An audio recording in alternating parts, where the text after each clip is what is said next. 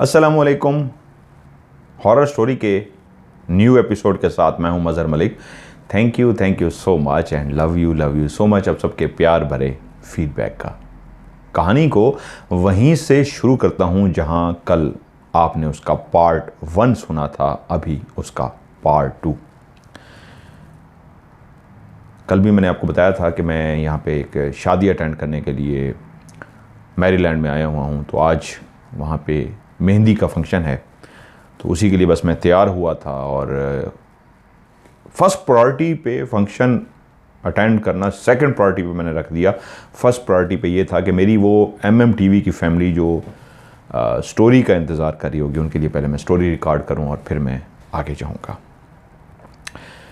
ये बात इसलिए आपके साथ शेयर करता हूँ कि मुझे अपनी इस MMTV पे, जहाँ इस MMTV की फैमिली पे फ़ख्र है और मैं आप सबके लिए दिल से ढेर सारी दुआएं करता हूँ। तो आपसे भी रिक्वेस्ट है कि आप भी मेरे लिए दुआ किया करें। कहानी का कल पार्ट 1 मैंने ख़त्म किया था कि जब वो बेहोश सा होकर गिर गया था और सुबह उसकी आंख खुली तो कुंडी उसी तरह कमरे की लगी हुई थी। हर चीज़ अपनी जगह पे वैसे ही मौजूद थी, जिससे उसको अंदाज़ा हुआ कि सिर्फ वो बेहोश हुआ था। उसके अलावा हर साजो सामान अपनी जगह पे मौजूद है। सिर्फ वो किताब मौजूद नहीं थी जो 1000 साल पुरानी थी, जिसकी तमाम जिल्द और सफ़हात इंसानी जिल्द से बनाए गए थे, इंसानी खाल से बनाए गए थे। वो उठकर बैठा और वो रात के सारे मंजर याद करने लगा। और तब उसको याद आया कि नीचे उसी स्टोर रूम से आवाज़ किसी के कराहने की आ रही थी। और कराहने वाली आवाज़ जैसे ही सुनाई देती थी तो पहली कराहने की एक इंसानी आवाज़, मिलती जुलती, इंसान से मिलती जुलती एक आवाज़ थी जो आती थी। तो उसके फ़ौरन बाद बाहर मौजूद जितनी भी वो गिद्ध के वजूद जितने बड़े कौवे थे, असल में जो रूहें थीं, बदरूहें, वो चीखना चिल्लाना शुरू कर देती। अब तो दिन की रोशनी हो गई थी, लेकिन वो रात के सारे मंजर याद करके वो अब भी बेइंतहा खौफज़दा हो गया। वो एक पुलिस में नौकरी करता था, कभी ज़िंदगी में डरा नहीं था, बहादुर शख्स था। अब बचपन से ही बहुत बहादुर था, जंगल में अकेला निकल जाने वाला शिकार पे। लेकिन इस तरह के हालात जिससे रात उसका आमना सामना हुआ था, वो इसके लिए कतई तैयार नहीं था। उसका पहले मानना यह था कि भूत प्रीत बदरूहें और इस तरह की जितनी भी बातें हैं, मैं इन पे यकीन नहीं करता। होती होंगी पर मुझे उनसे डर नहीं लगता। लेकिन अब वो मानने को तैयार था, नहीं, बहुत कुछ मेरी आंखों ने देख लिया है। तो वो जब नीचे सीढ़ियां उतर के उस तय खाने की तरफ जा रहा था तो उसकी टांगें लरज रही थीं। वो महसूस कर सकता था उसकी टांगों के अंदर बाकायदा कपकपाहट है। दिल की धड़कन भी उसकी तेज थी। उसी के घर का ही ये स्टोर रूम था जहां बचपन में वो कई दफ़ा जा चुका था, जवानी में भी कई दफ़ा जा चुका था। लेकिन आज इस स्टोर के अंदर जाते हुए उसके दिल की धड़कन बहुत तेज थी, जो पहले कभी तेज नहीं हुई थी। उसकी फीलिंग कुछ और थी, उसकी सोच के अंदर खौफ था। असल में तो एक कमरा था जिसको स्टोर रूम बना दिया गया था। वो स्टोर रूम नहीं था, पूरा एक बड़ा कमरा था, जिसके दरवाजे को उसने धक्का दिया तो काफ़ी सालों से बंद होने वाला वो दरवाज़ा, जो बहुत कम अब खोला गया था, चरचराहट की आवाज़ के साथ आहिस्ता आहिस्ता खुलना शुरू हो गया। अंदर जाला ही जाला था और इस कमरे के अंदर अभी भी रात की तारीकी की तरह बिल्कुल खुप अंधेरा था। जगह जगह पे जाले थे। दरवाजे से दाखिल होते ही उसने कुछ हाथों से जालों को हटाया और पूरे कमरे के अंदर निगाह मारी। अब भी कोई टूटा फूटा फर्नीचर और इस तरह की बहुत सारी चीजें यहां पे पड़ी थीं। वो इधर उधर देखता, फर्नीचर को इधर उधर देखता। इस स्टोर रूम को वो इसलिए अब देख रहा था कि रात यहां से एक मुसलसल आवाज आती रही थी। बिल्कुल कोने के अंदर एक कुर्सी पड़ी हुई थी। जब वो चलता चलता उस कुर्सी के करीब गया तो उसकी आंखों ने जो मंजर देखा वो बहुत ही अजीब सा मंजर था। उस कुर्सी पे कपड़े पड़े थे, उसके भाई समीर के कपड़े, वो जो पहनता था वही कपड़े पड़े थे। और उसी गर्दन वाली जगह पे जहाँ पे कॉलर होता है शर्ट का या कमीज़ का, जो भी ये कॉलर होता है, इसी जगह पे खून ही खून लगा हुआ था। वो एकदम से घबरा के पीछे हट गया। ये तो उसके भाई के कपड़े हैं, लेकिन गर्दन वाली साइड पे खून क्यों लगा है? क्या हुआ है मेरे भाई को? तो एकदम से जैसे उसको झटका सा लगा, ये सोच के कहीं मेरा भाई तो नहीं नहीं नहीं, मेरा भाई समीर ऐसा नहीं हो सकता। वो रात जिसका निशाना लेके मैंने उसको गर्दन पे गोली मारी थी, वो मेरा भाई नहीं हो सकता, वो तो कोई बदरू थी। लेकिन वो सारे सवालात जो दिमाग में उलझे हुए थे, अब ऐसा लगता था सुलझ रहे थे। नहीं, वो समीर ही था। वो किताब भी तो इसी घर के अंदर से मिली थी। वो किताब भी तो दुनिया में 3 लोगों के पास मौजूद थी, उनमें से एक उसका भाई समीर था। और जिसके पास ये किताब होती थी वो नाइब होता था, उस साधु का जो मर के फिर से जिंदा हो गया था और अब कुछ और चाहता था। वो खड़ा ये बातें सोच रहा था कि अगर उसका भाई समीर ही उस साधु का नाइब है, और वो जो सबसे बड़ा गिद्धनुमा कौवा रात बैठा था जिसको मैंने निशाना बना के गोली मारी, अगर वो रूप धारे मेरा भाई था, तो खुदा बेहतर जानता है। वो कांप रहा था कि अब उसने क्या करना है, अब वो क्या सोचे, किससे मशवरा करे। उसका दिमाग बिल्कुल माउफ हो गया। डरते डरते कांपते हाथों के साथ उस आगे बढ़ा और उसी कुर्सी पे जो कपड़े पड़े थे उसने उस कपड़ों को उठा लिया। भाई था, भाई के अंदर मोहब्बत थी, और उन कपड़ों को बिल्कुल अपने चेहरे के करीब ले गया और भाई की खुशबू को उस कपड़ों के अंदर महसूस किया। हाँ, उन कपड़ों के अंदर उसके भाई की खुशबू थी, उसके भाई के कपड़े थे। कुछ देर इसी तरह खड़ा रहा, भाई के कपड़ों को सूंघता रहा, चूमता रहा, और वापस रख के इधर उधर देखते हुए उसकी निगाह पड़ी। एक कोने के अंदर वही किताब मौजूद थी जो किताब कमरे से गायब हो चुकी थी। उसने किताब को उठाया और वापस ऊपर कमरे की तरफ चल पड़ा।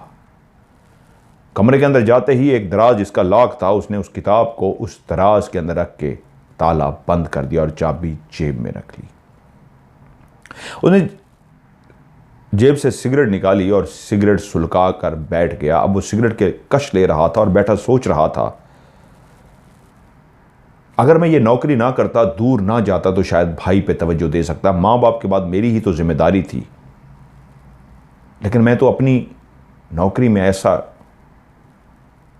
फ़र्ज शनास अफीसर बन के अपनी नौकरी में मस्त हो गया। अपनी नौकरी को इस अंदाज में निभाता रहा कि बचपन की अपनी कोताहियाँ लोगों की मदद करके इसी पुलिस की नौकरी से अपने गुनाहों को धो सकूं, फ़र्ज शनासी कर सकूं। लेकिन मेरा भाई कब मुझसे दूर चला गया मुझे पता ही ना चला। अब उसको अंदाज़ा हो चुका था रात वाली बदरूहों को देख के कि क्यों गांव वाले उससे दूर कतराते हैं, क्यों इस घर को लोग अजीब सी निगाहों से देखते हैं। लेकिन एक बात तो क्लियर हो चुकी थी, ये घर अब जादुई घर था। ये घर एक ऐसे नायब का घर था, जो एक ऐसे साधु शैतान का नायब था जो मर के जिंदा हो चुका था। तो उसके पास कितनी शक्ति थी, कितनी शैतानी ताकतें थी उसके पास। वो ये सब बातें सोचता हुआ उस घर में कई घंटे गुजारता रहा, क्योंकि उसको इंतजार था रात होने का, कि रात हो और वो फिर से इस घर के अंदर उसका वो भाई जो एक शक्ति हासिल कर चुका था, जिसको वो खुद अपने हाथों से गोली मार चुका था, वो उससे मिलना चाहता था। शाम हुई, अंधेरा फैला, रात हो गई। वही रात जिसका घुप अंधेरा, जिसका ऐसी चादर, काली स्याह चादर फैलती है कि हर तरफ ऐसा घुप अंधेरा हो जाता है कि इंसान खौफजदा हो जाता है। सर्दियों की रातों में वैसे भी जब धुंदें पड़ती हैं और वो काली स्याह चादर जो अपनी लपेट में हर दरो मकान को ले लेती है, वहाँ पे अंधेरा ही अंधेरा हो जाता है, तो एक खौफ सा होता है।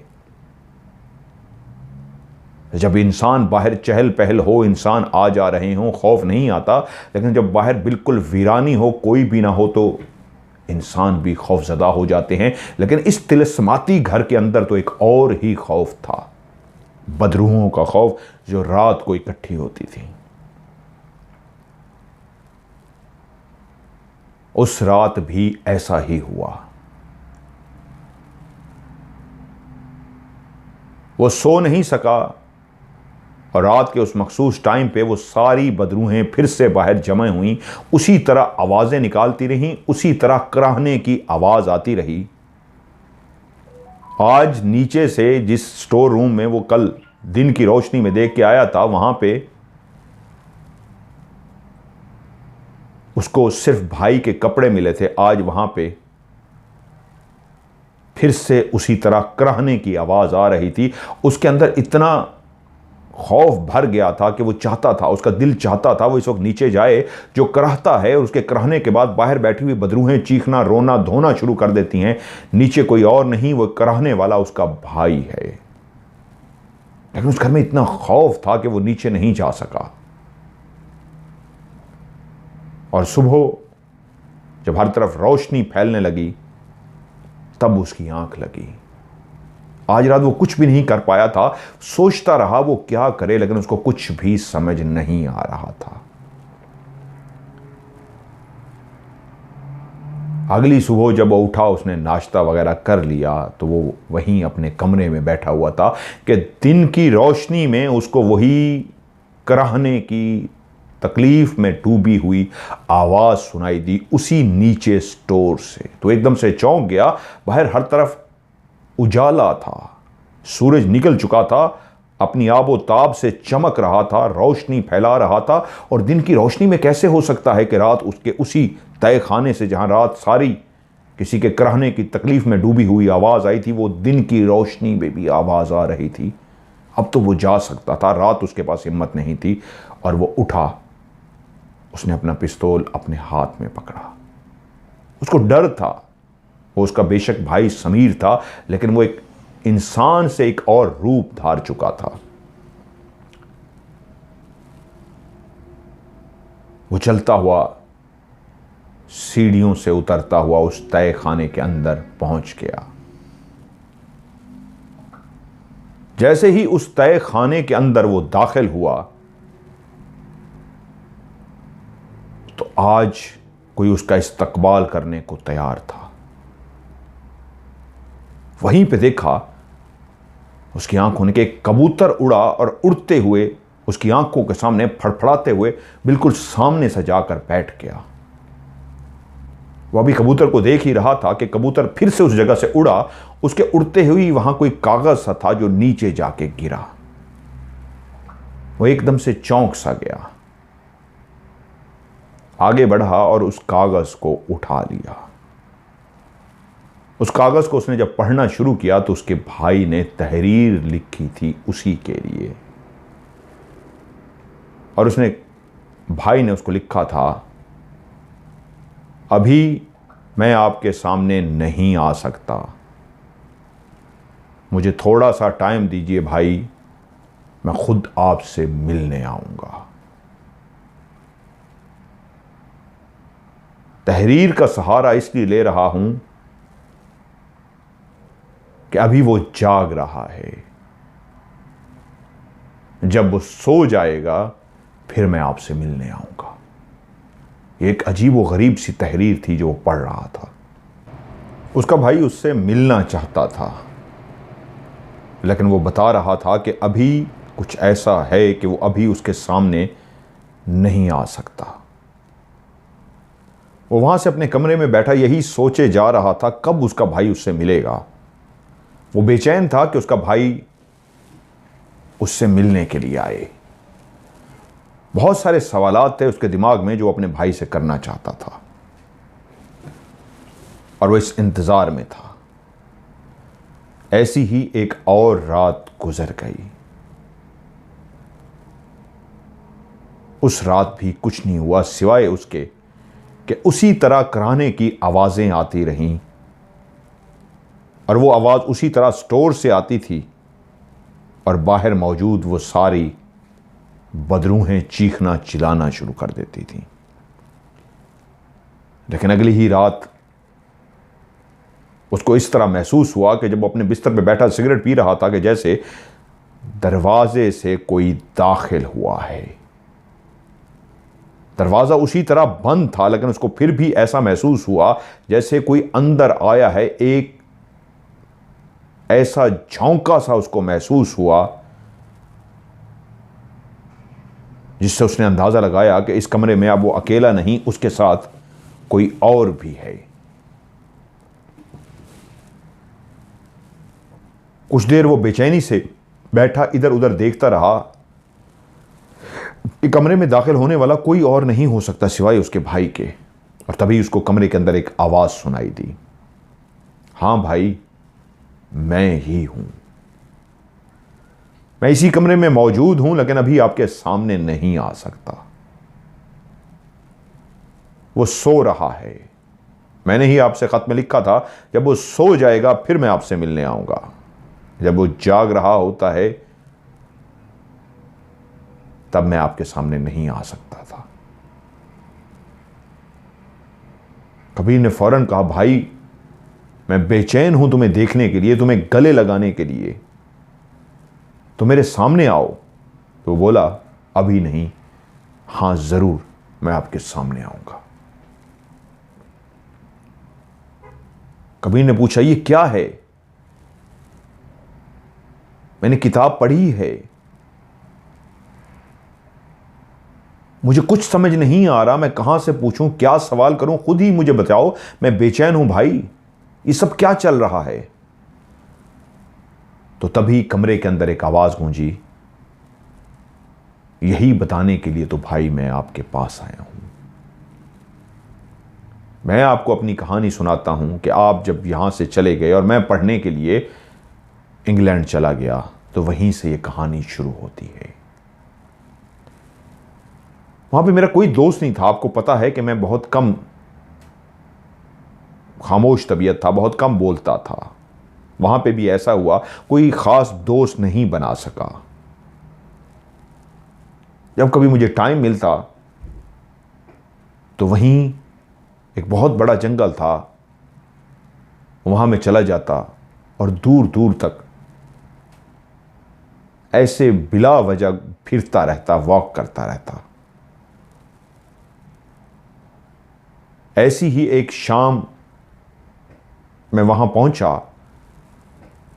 और वॉक करते करते करते करते इतना दूर चला गया, ख्यालों में ऐसा गुमसुम था कि पता ही ना चला कि कितनी दूर चला गया हूं। जब मैं काफी आगे पहुंच गया तो मुझे एहसास हुआ रात हो चुकी है, और ऐसा मैं ख्यालों में गुम था कि मुझे यह तक याद ना रहा रास्ता किस तरफ वापसी का है और मैं कैसे वापस जाऊंगा। मुझे कुछ भी समझ ना आया और मैं एकदम से परेशान सा हो गया।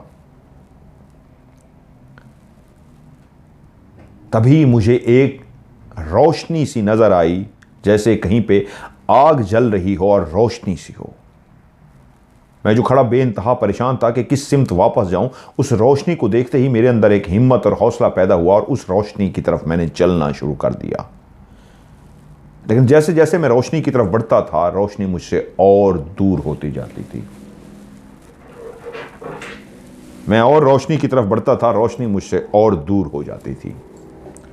मैं इसी तरह बढ़ता रहा, रोशनी दूर होती जाती। तभी मुझे एहसास हुआ जैसे रोशनी करीब की बजाय ज़्यादा से ज़्यादा दूर होती जा रही है।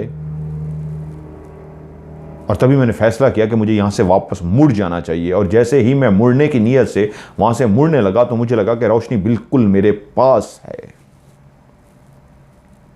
वो एक झोंपड़ी सी थी जो लकड़ियों से बनाई गई थी। उसी झोंपड़ी के अंदर आग जल रही थी। उस घने जंगल में रात की तारीकी वीराना और एक खौफ सा मुझ पे तारी था। तो जैसे ही एक आग और एक झोंपड़ी मेरी आंखों के सामने आई तो एक हिम्मत बंधी और मैं चलता हुआ उस झोंपड़ी के करीब पहुंच गया। जैसे ही उस झोंपड़ी के मैं करीब पहुंचा तो उस झोंपड़ी से एक ऐसी खुशबू निकल रही थी जिससे मुझे ऐसा लगा कि मैं उसकी तरफ खींचता चला जा रहा हूं। और जैसे ही मैं मजीद चंद कदम और आगे बढ़ा तो मैं बिल्कुल उसके दरवाजे तक पहुंच गया। सामने मैंने देखा एक साधु सा था जो चौकड़ी मारे सामने आंखें बंद किए बैठा था और उसके आगे आग जल रही थी। वो बैठा कुछ पढ़ रहा था। वहीं से वो कुछ उठाता और उस जलती हुई आग के अंदर फेंक देता। उससे जो धुआं बरामद हो रहा था वो एक खुशबू ही खुशबू बन रही थी। और जैसे ही वो खुशबू मेरे दिमाग तक पहुंची, मैं इतना खुश हो गया, ऐसा लगता था जैसे मैं एक सरूर में चला गया हूं, एक और दुनिया में चला गया हूं। और मुझे खुद भी समझ नहीं आई कि मैं उसके सामने जाकर बैठ गया। वो आंखें बंद करके उसी तरह पढ़ता रहा और उसके अंदर डालता रहा। वो क्या चीज थी मैं नहीं जानता। कुछ देर में ऐसा बैठा रहा कि मुझे लगा जिस जगह पे मैं मौजूद हूं ये आहिस्ता आहिस्ता मंजर सब बदल रहा है। वहीं बैठे बैठे मेरी आंखें बंद हो गईं और जैसे ही मैंने दोबारा कुछ देर के बाद आंखें खोली तो मैं एक और जगह पे मौजूद था। ये एक बहुत ही खूबसूरत जगह थी, ऐसी जगह जो फूलों से भरी हुई थी। सरसब्ज फूल ही फूल, हर तरह के यहां पे फूल ही फूल थे। इसका आसमान का कलर भी और था। ऐसा लगता था कि मैं इस दुनिया में नहीं किसी और जगह पे पहुंच गया हूं। तितलियां वहां पे फिर रही थीं। आंखों को फूल ही फूल नजर आ रहे थे कि वहीं पे मेरी आंखों ने देखा सामने एक बहुत बड़ा तख्त बिछा है। ऐसा तख्त जैसे सोने से बनाया गया, इंतहाई कीमती तख्त जिसके ऊपर हीरे जवाहरात लगे हुए थे। और तभी मैंने देखा उन फूलों के पीछे से कई लड़कियां जो इंतहाई हसीनो जमील थी और उनके वजूद पर एक भी कपड़ा नहीं था, वो बगैर लिबास थीं। वो सब इस अंदाज में मेरे सामने आकर खड़ी हो गईं जैसे मेरा इस्तकबाल करने के लिए आई हों। और वहीं पे उनमें जो सबसे ज्यादा खूबसूरत थी, जिसके बाल जमीन तक आ रहे थे, उसका चेहरा ऐसा खूबसूरत चेहरा था कि दुनिया में मैंने उतनी हसीनो जमील लड़की को नहीं देखा था। और वो हाथ में एक जाम सा पकड़े, एक शीशे का जिस तरह गिलास सा होता है जाम सा, उस तरह सा जाम सा पकड़े हुए, लाल रंग का उसके अंदर कोई मशरूब था, वो चलती हुई मेरी तरफ आ रही थी। और वो जैसे ही मेरी सामने आकर खड़ी हुई तो वो इर्द गिर्द जितनी भी वो लड़कियां आके खड़ी हो गई, वो इस अंदाज में झुक सी गई जैसे किसी की ताजीम में, किसी की इज्जत में ऐसे झुक सा जाता है इंसान। वो सारी झुकी हुई थी। और तभी उसने वो जाम मुझे पेश कर दिया। वो लाल सुर्ख रंग का जाम था। उसको जैसे ही मैंने होंठों से लगाया, उसका जायका बहुत ही मीठा था। ऐसा जाम मैंने जिंदगी में कभी नहीं पिया था, बहुत मीठा। उस जाम को पीने के बाद मेरा दिल किया कि मुझे और ये जाम चाहिए, ये मशरूब मैंने और पीना है। तभी जब वो मैं जाम पी चुका, मैंने उसको वो वापस किया तो वो बोली, ये तख्त आपके लिए लगाया गया है, लेकिन उससे पहले कि आप इस तख्त पे बैठें, आपको एक छोटा सा काम करना है। जैसे आप ये काम कर लेंगे, ये सल्तनत आपकी होगी, ये खादमाएं आपकी होगी। यहां तक कि उसने फिर अपनी गर्दन को झुका दिया कि मैं भी आपकी ताजीम के लिए मौजूद होंगी और ये तख्त आपका होगा। उसने ताली बजाई और वो सब जिस तरह झुकी हुई थी वो सीधी खड़ी हुई और उल्टी चलती हुई वापस चली गई। और वो मुझसे बोली, अब आपका इंतजार है, अधूरे काम को मुकम्मल कीजिए और अपने तख्त पे आके बैठिए। तभी मैंने देखा वहां पे वो सिर्फ औरतें नहीं थीं जो अभी चली गई थी, वहां पे अब बहुत ज्यादा लोग भी मौजूद थे। हां, आम से इंसान जिस तरह होते हैं ऐसे बहुत सारे मर्द और औरतें मौजूद थीं। और मुझे उसने हाथ के इशारे से इस अंदाज में कहा कि जैसे वो कह रही हो मेरे पीछे आ जाएं। और मैं चलता हुआ उसके पीछे पीछे जाना शुरू हुआ और नीचे सीढ़ियां जा रही थीं और सीढ़ियां नीचे, मुझे उसने सीढ़ियों तक छोड़ दिया और इशारा किया कि आप जाइए। और मैं नीचे उतरना शुरू हो गया और जैसे ही मैं सीढ़ियों के दरमियान में पहुंचा, मुझे लगा मेरी आंख फिर से बंद हो गई है। और जब मैंने आंख खोली तो उसी साधु के सामने ही मैं मौजूद था। और साधु आंखें अब खोल के मुझे देख रहा था। मैंने जैसे ही आंखें खोली तो मैंने देखा वो साधु मुझे ही देख रहा है और उसने मुझे देखते ही कहा, स्वागत है, तुम्हारा ही इंतजार था और तुम्हारे आने से अब अधूरा काम मुकम्मल हो जाएगा। तुम मेरे नायब बनने जा रहे हो। इससे पहले कि तुम मेरे नायब बनो, तुम्हें अपने आप को मनवाना है कि तुम इस काबिल हो, और जब तुम इस काबिल हो जाओगे, अपने आप को मनवा लोगे, तो एक सल्तनत तुम्हारे हवाले कर दी जाएगी। तुम इस सल्तनत के बादशाह होगे। तुम्हारे पास बहुत सी ताकतें होंगी, बहुत सी शक्तियां होंगी, यहां तक कि तुम अपना रूप भी बदल सकोगे, जिस रूप को चाहोगे धार सकोगे। लेकिन तुम इस काबिल हो कि तुम्हें इस सल्तनत का बादशाह बनाया जाए, पहले तुम्हें अपने आप को मनवाना है। मुझे ऐसा लगता था उसकी बातें सुनकर जैसे मेरे ऊपर सहर सतारी हो गया है। ये सब कुछ जादुई सा था और मैं बेचैन था। हाँ, मुझे अपने आप को मनवाना है। जिस सल्तनत को मैं देख के आया था, जितनी वो खूबसूरत थी, वो इस जहान की नहीं लगता था, जैसे जन्नत का कोई टुकड़ा हो। जितनी वो खूबसूरत औरतें थीं, उतना ही उनके वजूद को इंतहाई खूबसूरती के साथ जैसे तराशा गया हो, ऐसा उनका वजूद था कि जो एक दफ़ा उस वजूद को देख ले तो नजरें ना हटा सके। और वो जो सामने मेरे लिए मशरूब लेके आई थी, वो सबसे हसीन और जमील और उसका वजूद सबसे खूबसूरत था। और वो तख्त मेरे लिए बिछाया गया था। मुझे ऐसा लगा मैं अभी तक शहर में हूं और मैंने गर्दन इस अंदाज में हिला दी जैसे मैं कह रहा हूं, मैं हर इम्तिहान के लिए तैयार हूं। और उसने कहा, तुम्हारा इम्तिहान शुरू होता है। और तभी उसने आंखें बंद कर लीं और मैंने भी आंखें बंद कर लीं। मुझे किसी ने नहीं कहा आंखें बंद करने को, लेकिन पता नहीं क्यों खुद ब खुद मेरी आंखें बंद हो गईं। और जैसे मेरी आंखें खुली तो उसी वक्त मैंने देखा एक जीना है सीढ़ियों का, पत्थर की बनी हुई सीढ़ियां, और मैं नीचे उतर रहा हूं। एक तंग सा रास्ता था जिसके इर्द गिर्द शमें जल रही थीं। जैसे पुराने दौर में बिजली नहीं होती थी, शमें जलाई जाती थीं, ऐसे लकड़ी की शमें थीं, उसके ऊपर आग लगी हुई थी। और उन्हीं शमों की रोशनी से मैं जीने को देख सका और सीढ़ियां नीचे उतरता गया। जब वो सीढ़ियां उतर के मैं बिल्कुल नीचे पहुंच गया तो मैंने देखा ये जगह, जिस जगह पे मैं मौजूद हूं, नीचे एक बहुत बड़ा हॉल सा कमरा है। दरो दीवार पत्थर के बने हुए हैं। ऐसे लगता है जैसे ये गार सी थी, गार को तराश के सीढ़ियां बनाई गई थी और नीचे हॉल नुमा एक बहुत बड़ा कमरा सा बनाया गया था। उस कमरे के अंदर पत्थर के बने बने गोल से टब, जिस तरह प्लास्टिक के होते हैं, ऐसे पत्थर के बने बने गोल से टब से थे।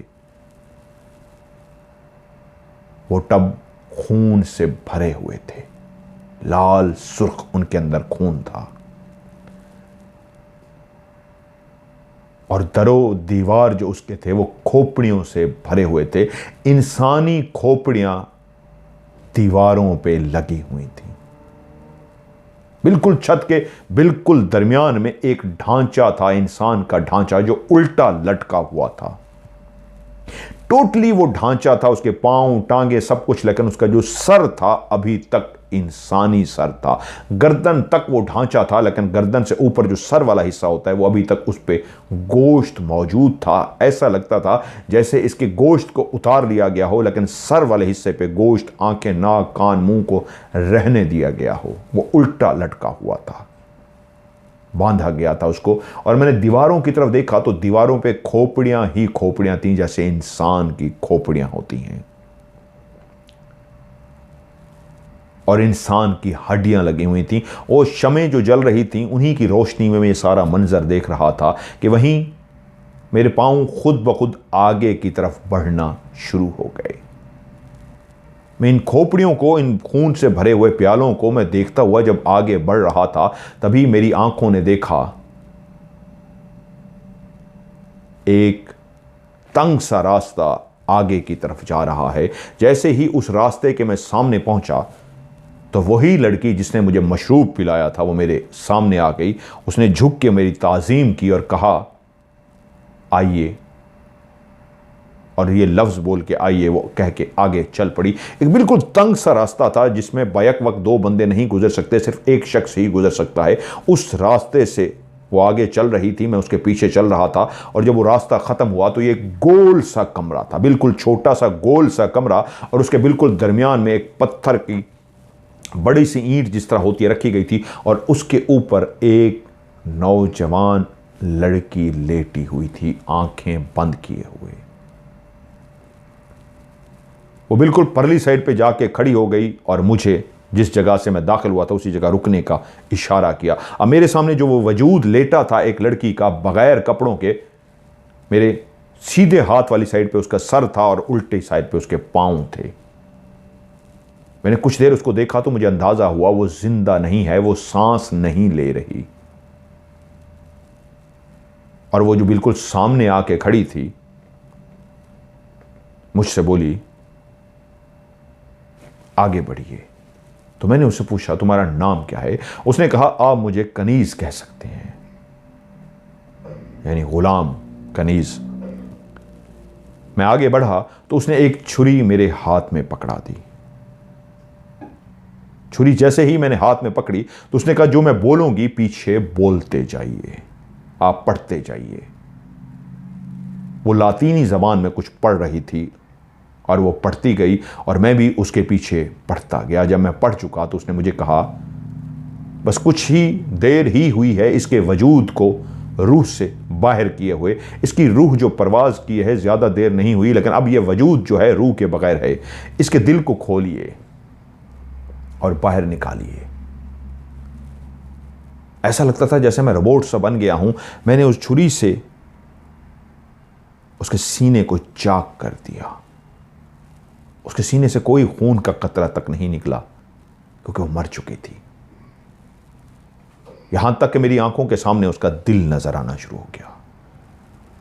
अब वो मुझे गाइड करती जा रही थी और वैसा मैं करता जा रहा था। मैंने उस दिल को काट कर बाहर निकाल दिया। उसने कहा, इसको दरमियान में से काट दीजिए। मैंने उसको दरमियान में से काट दिया और उसके बाद वो जो पढ़ती गई उसके पीछे मैं भी पढ़ता गया। और उसके बाद उसने मुझे कहा, अब इसको दोनों हिस्सों को थोड़ा थोड़ा खा लीजिए। मैं कभी भी किसी इंसान के वजूद को नहीं खा सकता, लेकिन उस वक्त मुझे नहीं पता मुझसे ऐसा कैसे हो रहा था, मैं कैसे कर रहा था। ऐसा ही हुआ। मैंने उसके दिल के दोनों टुकड़ों को जो अलग अलग थे थोड़ा थोड़ा खा लिया और उसका वो दिल मेरे वजूद के अंदर चला गया, पेट के अंदर चला गया। और वो मुझसे बोली, आपका इम्तिहान मुकम्मल हुआ, आइए मेरे साथ। और वो मुझे लेके आई और उसी तरह लेके आई उन्हीं जीनों तक जिससे मैं पहले नीचे उतरा था। दरमियान तक पहुंचा कि फिर से मेरी आंखें खुल गई और मैंने देखा सामने बैठा हुआ साधु मुस्कुरा रहा है और मुझसे बोला, इम्तिहान मुकम्मल हुआ, तुम्हें नाइब बना दिया गया है। अभी तुमसे कुछ इस तरह के और काम है लेने हैं और तुम्हें बैठ के कुछ पढ़ना है। मुझे ऐसा लग रहा था जैसे मेरे दिमाग के ऊपर बाकायदा किसी चीज़ का कब्जा है और वो जो कहता जा रहा था मैं करता जा रहा था। और ऐसा ही हुआ। उसके बाद मेरे इम्तिहान शुरू हो गए। वो पहला इम्तिहान था जिसमें मैं कामयाब हुआ था। मेरे हाथ खुद ब खुद ऐसा करते गए थे कि उसके बाद ऐसे बहुत सारे काम मुझसे कराए गए कि भाई मैं बताते हुए भी शर्मिंदा हूं। ये जो मैंने बताया है किसी के दिल को मैंने खाया तो कुछ भी नहीं, इससे ज़्यादा खौफनाक काम मुझसे कराए गए। और आखिरी जो मेरा काम था जो मैंने मुकम्मल अभी करना है, जिंदा इंसान को मैंने मार के उसका खून पी के उसके दिल के साथ यही करना है। और जो उससे पहले मैं बहुत से ऐसे काम कर चुका हूं तो वहां कई रातें बैठ के मैंने पढ़ाई की है। और उसके बाद वो किताब भी मेरे हवाले कर दी गई ये बता के कि तुम अब से नाइब हो, लेकिन इस किताब में जो कुछ लिखा है तुमने उस पर अमल करना है। और उस किताब को पढ़ते हुए जो 1000 साल पुरानी है, जो इंसानी खाल के साथ बनाई गई है, उसके सफ़ात इंसानी खाल के हैं, उसके ऊपर वाली जिल्द तक इंसानी खाल की है, वो जो कुछ उसके अंदर लिखा था वो मैं करता गया, वो जो था वो मैं पढ़ता गया। लातीनी ज़ुबान जो मैं बहुत कम जानता था, लेकिन जानता ज़रूर था, लेकिन उसके बाद ऐसा हुआ कि मैं मुकम्मल पढ़ना शुरू हो गया। लेकिन भाई फिर मैं ऐसा जकड़ा गया कि मेरा दिमाग काम करना बंद कर दिया और मुझे नहीं पता था मैं कौन हूं, मैं क्या कर रहा हूं। कितनी ही लाशों के साथ मैंने क्या कुछ किया भाई, आप सोच भी नहीं सकते। उन लाशों की मैंने बेहुरमती की है। वो जो मैंने दिल को काटा चबाया था वो तो कुछ भी नहीं था, अगले काम तो अभी करने थे मैंने। किस हद तक बेहुरमती करनी थी भाई, आप सोच भी नहीं सकते हो। हां, फिर ऐसा हुआ, मैं अपने गांव वापस आया। अब मैंने कब्रों को खोद के मुर्दों को निकाल के उनके साथ बेहुरमती करनी थी, और मैं करता रहा।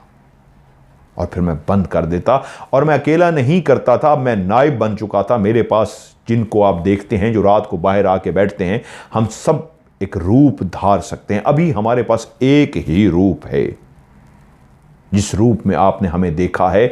जब अधूरा काम जो बिल्कुल मुकम्मल हो जाएगा तो हमें और भी रूप धारने की शक्ति मिल जाती है, और जो हमारा वो साधु था, हमारा जो गुरु था, वो और शक्तिशाली हो जाता।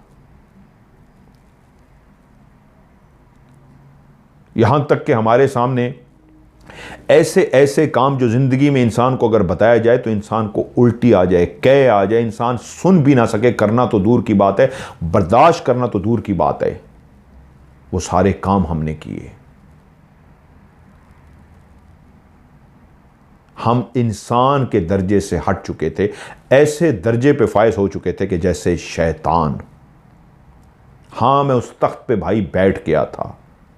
जब मैं इम्तिहान में कामयाब हो गया था तो वो तख्त मेरे हवाले कर दिया गया था, और मुझे दिखाया गया था ऐसे ही 2 तख्त और हैं जो मेरी तरह के 2 और लोग हैं जिनको वहां पे बिठाया गया है। और भाई मुझसे पहले आपको इसके लिए सेलेक्ट किया गया था।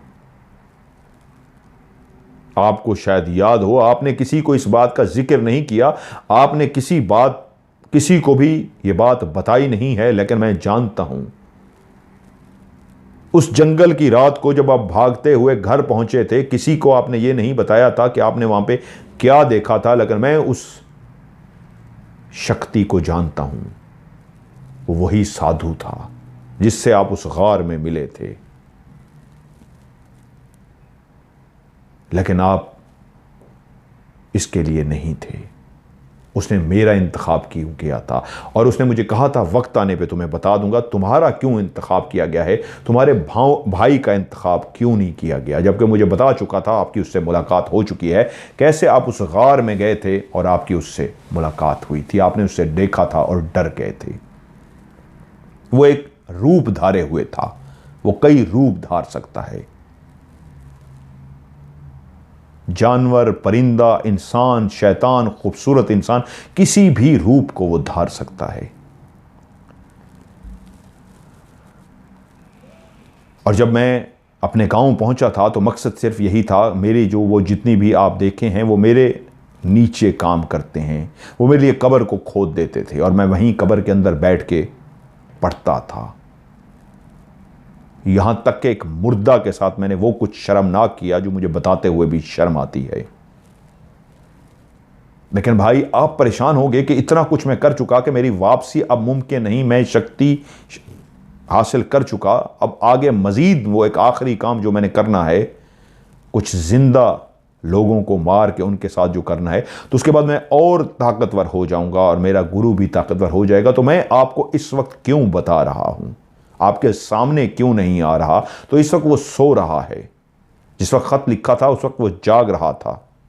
उस वक्त मैं बोलता, आपसे बात करता, उसको पता लग जाता, मुझे पता है अब इतनी तो ताकत है मेरे अंदर, इस वक्त वो सो रहा है, मैं उसका नायब हूं। और जब आपने मुझे जख्मी किया तो उसको पता लग चुका है, और तब मुझे हुक्म मिला है कि वो जो काम अधूरा था उसको मैंने जल्दी से ही मुकम्मल करना है। और हां भाई, मैं आपको बता दूं, मैं भी उसको मुकम्मल करने के लिए बेचैन था। जिंदा इंसान को सिर्फ बेहोश करना था, मारना नहीं था। और जब वो बेहोशी की हालत में होता तो उसका दिल निकाल कर मैंने खाना था। और उसके लिए अब जो मुझे हुक्म मिला था, भाई तुम्हारा ही नाम लिया गया है,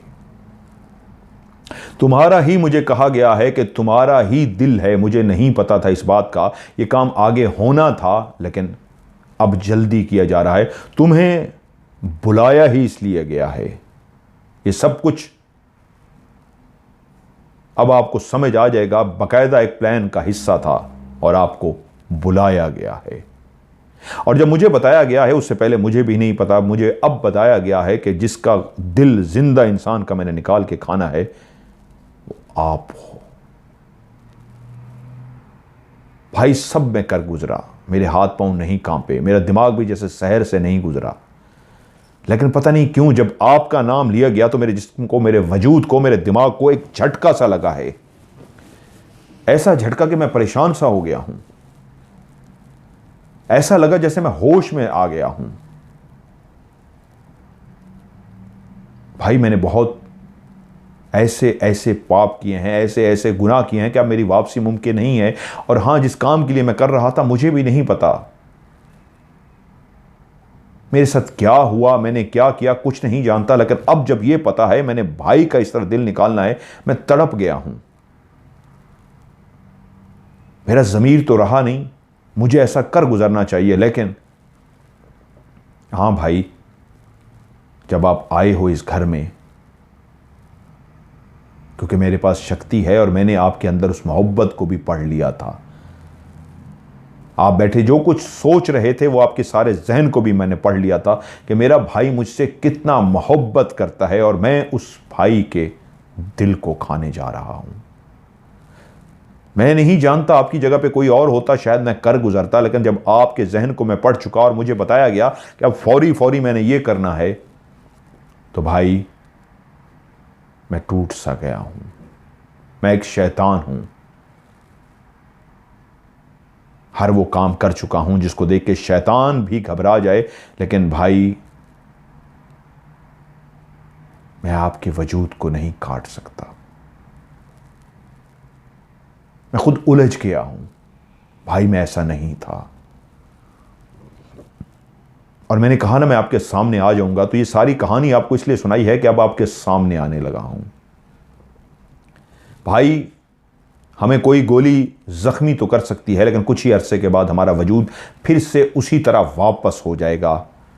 कुछ अरसा हमें दर्द भी होगा, कुछ अरसा हमें तकलीफ भी होगी, लेकिन फिर से आहिस्ता आहिस्ता जख्म भर जाएगा, हमें मार नहीं सकेगा। भाई अगर मैं मरा तो मेरे साथ ये जितनी भी बाहर फौज देखते हो ये सब भी मर जाएंगे। और अगर इनको कोई मार सकता है तो वो सिर्फ और सिर्फ आग है। आग के अलावा कोई भी चीज हमें नहीं मार सकती। भाई इस घर के अंदर मां बाप की यादें भी हैं। इस घर के अंदर आपने भी बचपन गुजारा है, मैंने भी गुजारा है, लेकिन जिस तरह के मुझसे शैतानी काम लिए गए हैं, गांव के लोग जो आपसे मिलते तक नहीं हैं वो इन ताकतों को, इन शैतानी ताकतों को देख चुके हैं। तो मैं इतना कहूंगा भाई, जला दो इस घर को, जला दो मुझे, और जला दो इन सब बदरूहों को जो रूप धारे हुए हैं। मैं नायब हूं लेकिन ये भी रूप धारे हुए हैं। हां भाई मैं एक और रूप भी धार सकता हूं, इस रूप के अलावा एक और रूप भी धार सकता हूं, लेकिन मैं चाहता हूं मेरे जला दो। मां बाप का प्यार या कोई ऐसी बात जरूर इस घर के अंदर है जिसने मुझे तोड़ के रख दिया है। गुनाहों में डूबा हुआ तुम्हारा भाई अब इस नहज पे आ गया है, वो खुद चाहता है। क्योंकि अगर मैं मर गया, एक नाइब भी मर गया, तो वो जो साधु है, जो गुरु है, फिर वो भी खत्म हो जाएगा। और भाई जिस तरह आपने अपनी ड्यूटी मुकम्मल की है, जिस तरह आपने जिम्मेदारी के साथ एक फर्ज शनास ऑफिसर की तरह अपनी नौकरी को मुकम्मल किया है, तो मैं इतना कहूँगा, मैं ऐसे भाई को मार के, उसके दिल को खा के शक्ति तो हासिल कर लूँगा, लेकिन शायद फिर मैं अपने आप को माफ़ नहीं कर सकूँगा। भाई मैं इतना कहूँगा, आपके इस वजूद ने जो इस घर के अंदर दाखिल हुआ है, दाखिल होकर मुझे सहर से निकाल दिया है। हाँ भाई ये सच है, मैं जो कुछ करता आया था अभी तक सहर की नज़र था, ऐसा था मेरे ऊपर तिलिस्म है, एक जादू सा है जो मैं करता जा रहा हूँ। लेकिन अब आपके आने से पता नहीं क्या हुआ है, मेरे दिमाग से जादू उतरने सा लगा है। और भाई आपसे हम दूर इसलिए हो रहे थे, जब आप उस बुजुर्ग से मिलने के लिए गए थे जो इस घर में आया था और उसने मुझे नहीं पाया था, अगलों को बताया था, उसने आपको कुछ चीज़ भी दी थी कि इसको अपने पास रखना जो आपसे हिफाजत करेगी, दी थी। तो एकदम कबीर चौंक सा गया और उसको याद आया कि हाँ उसने उसको कुछ दिया था, कुरानी आयत थी जो उसकी जेब के अंदर थी। उसने कहा हाँ मुझे उसने दिया था, मुझे तो याद भी नहीं है, हाँ उसने मुझे दी थी, एक छोटी सी कुरान की बुक थी, मैंने जेब में रखी हुई है। उसने कहा बस उसी की वजह से हम तुम्हारे करीब नहीं आ सके, तुम्हें नुकसान नहीं पहुंचा सके। और भाई उसी के वजह से तुम बचे हो। और हाँ ये भी हो सकता है उसी को जिसको तुम जेब में लेके फिर रहे हो, तुमने उठ के इस घर में जहां परेशान थे वहां अपने खुदा को याद किया था और तुमने उसके कलाम को भी पढ़ा था। तो बस उसी कलाम ने शायद मुझे भी सहर से निकाल दिया है। उसी कलाम की वजह से मेरा जादू भी टूटा है और मुझे होश आया है मैं कौन हूं, मैं क्या कर रहा हूं और कितनी गुनाहों में डूब गया हूं। तो भाई आज हम सब आप पे हमला आवर होंगे। वो आज बैठ के पढ़ेगा, वो जागेगा जब, तो आपने, मैं इसी घर में हूंगा, नजर नहीं आऊंगा। और वो जितनी भी हैं वो इस घर का हिसार बना के आज वो इस घर के अंदर दाखिल हो जाएंगे। उसी नीचे वाले तय खाने के अंदर वो जितने सबको बाहर उड़ते हुए और बैठे हुए देखते, वो सब के सब आज तय खाने में होंगे। भाई जला देना इस घर को। मैं और अगर ये सब भस्म हो गए तो सब खत्म हो जाएगा, उस साधु का भी तिलिस्म खत्म हो जाएगा, उसका जादू खत्म हो जाएगा। कबीर ये जो सारी कहानी बैठा सुन रहा था, कबीर जो ये सारी कहानी सुन चुका था, एकदम से उसकी आंखों से आंसू बहने शुरू हो गए और वो बोला मेरा भाई मर जाएगा।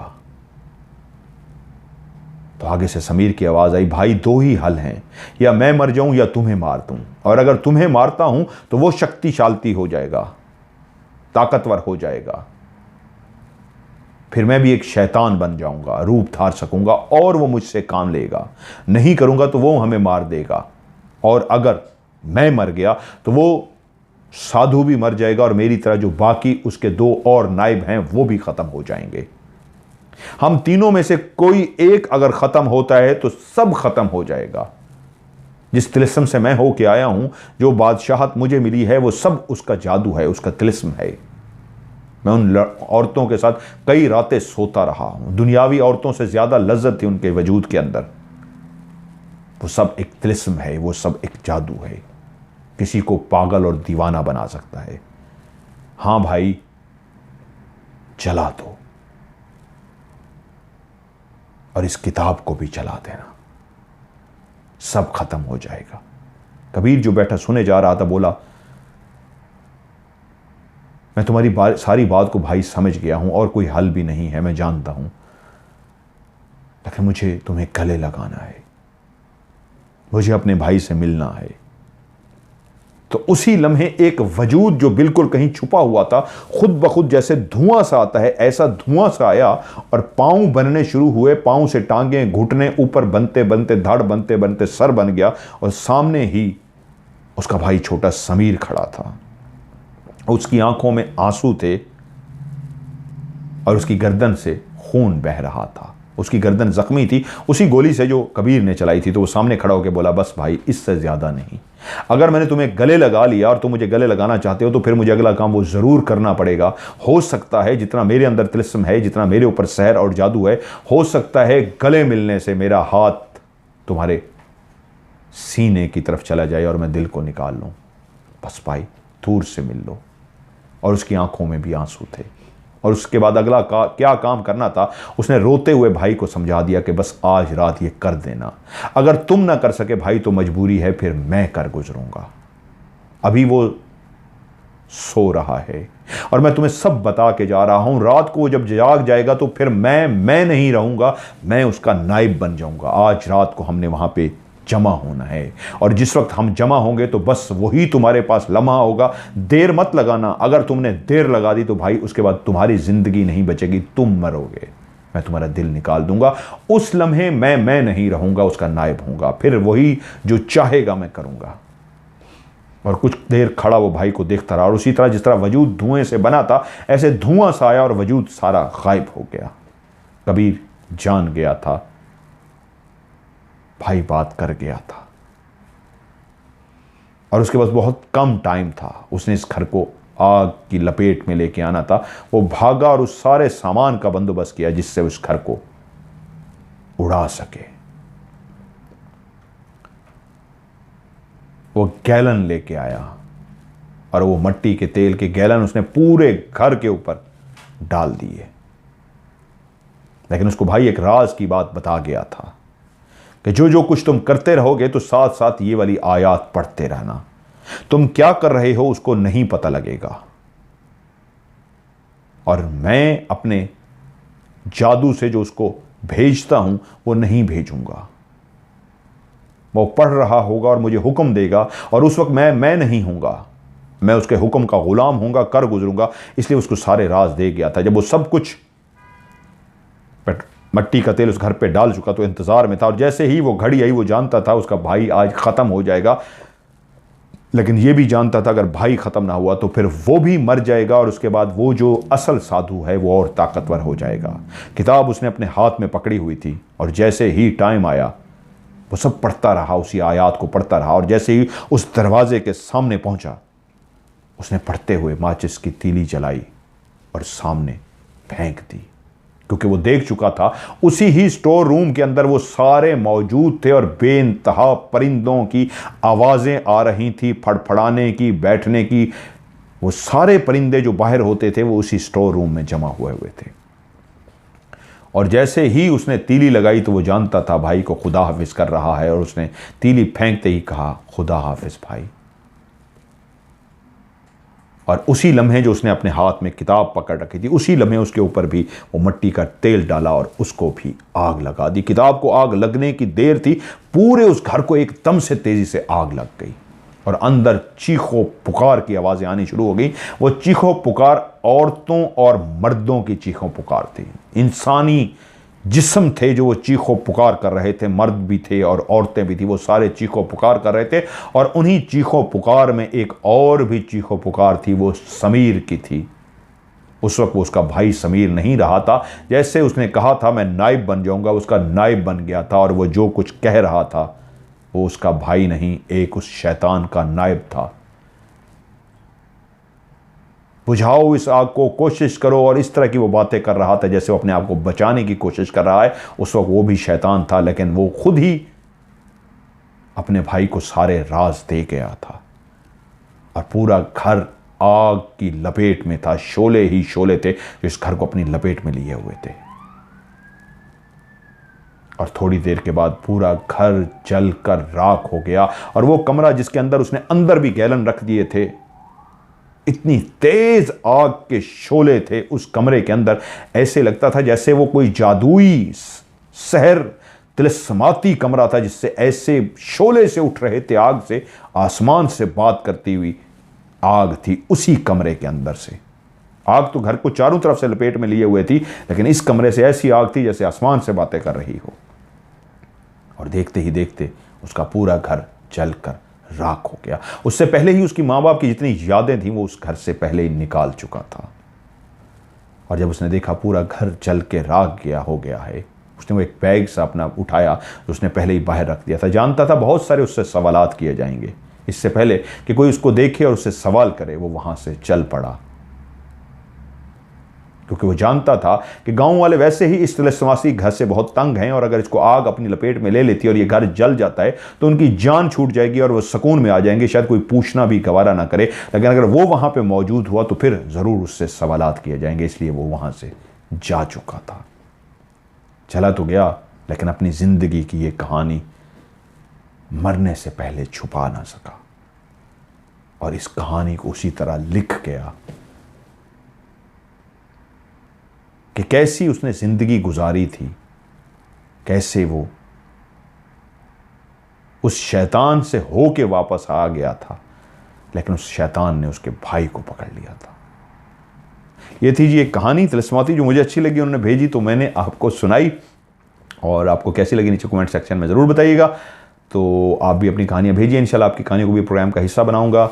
और मेरा व्हाट्सएप का नंबर है जिस पे आपने कहानी भेजनी है, पाकिस्तान का कोड है +92 313 665550। इस पे कहानी आप लिख के भी भेज सकते हैं और कहानी वॉइस मैसेज में रिकॉर्ड करके भी भेज सकते हैं। कहानी लिख के भेजें या वॉइस मैसेज में रिकॉर्ड करके भेजें, आखिरी लफ्ज़ आपने जो लिखना है वो लाजमी उर्दू में कहानी लिख दें या इंग्लिश में STORY स्टोरी लिख दें। इंग्लिश में स्टोरी या उर्दू में कहानी आपने ज़रूर लिखना है, वरना आपकी कहानी प्रोग्राम में शामिल नहीं हो सकेगी। और फिर से नंबर रिपीट करता हूं, +92 313 665550। आज की हॉरर स्टोरी से मदर मलिक को दीजिए इजाज़त। अपना ढेर सारा ख्याल रखिएगा। खुदा हाफिज़।